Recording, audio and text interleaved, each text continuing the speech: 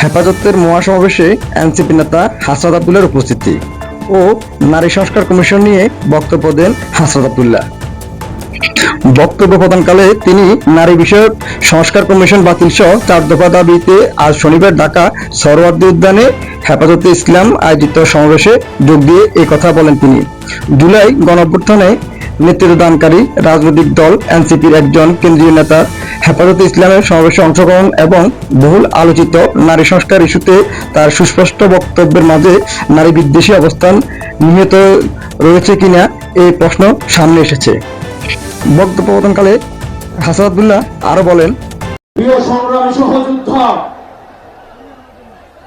আমাদের দ্বিতীয় স্বাধীনতার 8 মাস পরে আমরা এখানে জমায়েত হতে পেরেছি। আমরা যেসব দাবিতে জমায়েত হয়েছে আজকে, সেটি আমাদের জন্য গর্বের কিছু নয়, বরং এটি আমাদের জন্য লজ্জার। 5ই আগস্ট সিদ্ধান্ত হয়ে গিয়েছে হাসিনার পুনর্বাসন, আওয়ামী লীগের পুনর্বাসনের প্রতি সারা বাংলাদেশের মানুষ রেড কার্ড দেখিয়ে দিয়েছে। 5ই আগস্ট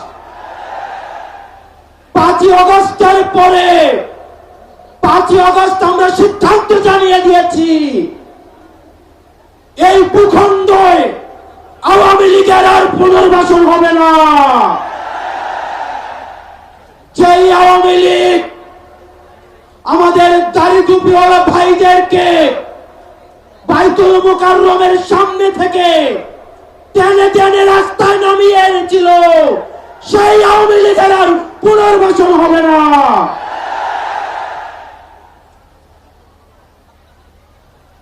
প্রিয় সংগ্রামী সহযোদ্ধা, অত্যন্ত পরিতাপের বিষয়, আজকে 8 মাস পরে এসেও আমাদের দেশের অনেক রাজনৈতিক দল, অনেক রাজনীতিবিদ আমাদেরকে বারবার করে মনে করিয়ে দেয় আওয়ামী লীগ নাকি রাজনৈতিক দল, এবং এই রাজনৈতিক দল নিয়ে সিদ্ধান্ত আসার এখতিয়ার নাকি তাদের নেই।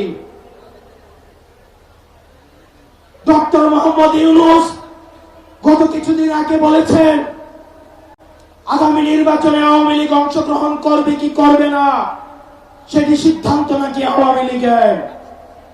ডক্টর মোহাম্মদ ইউনূস, আপনি ভুলে যাবেন না, আমরা আপনাকে ক্ষমতায় বসিয়েছি। আওয়ামী লীগ নির্বাচন করবে কি করবে না, আওয়ামী লীগ আসবে কি আসবে না, এই সিদ্ধান্ত নিয়েছি আমরা। আওয়ামী লীগ মারা গিয়েছে বাংলাদেশে, আর জানাজা হয়েছে দিল্লিতে।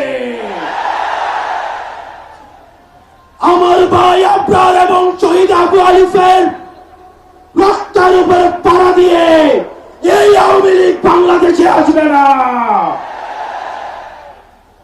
এই সংস্কার আমাদের দেশের সবচেয়ে বড় সংস্কার, আওয়ামী লীগকে নিষিদ্ধ করতে হবে। কোন কিন্তু অথবা নেই, আচ্ছা দেখছি এরকম কিছু নেই, আওয়ামী লীগকে নিষিদ্ধ করতেই হবে। আপনারা ভুলে গেলে চলবে না, আওয়ামী লীগ কোন রাজনৈতিক দল নয়। 71 পরবর্তী সময়ে আপনারা দেখেছেন শেখ মুজিব সর্বপ্রথম বাকশাল কায়েম করে গণতন্ত্রকে গলা টিপে হত্যা করেছে। এই বাকশালী দিয়ে 30,000 জাসদ কর্মীকে হত্যা করে সারা বাংলাদেশে কসাইতন্ত্র কায়েম করেছে। আওয়ামী লীগের লুটপাটের কারণে আপনারা দেখেছেন 74-এর দুর্ভিক্ষে 15 লক্ষ মানুষ মারা গিয়েছে। আমরা বারবার করে বলতে চাই, আওয়ামী লীগ কোন রাজনৈতিক দল নয়, আওয়ামী লীগ হচ্ছে একটি সন্ত্রাসী সংগঠন।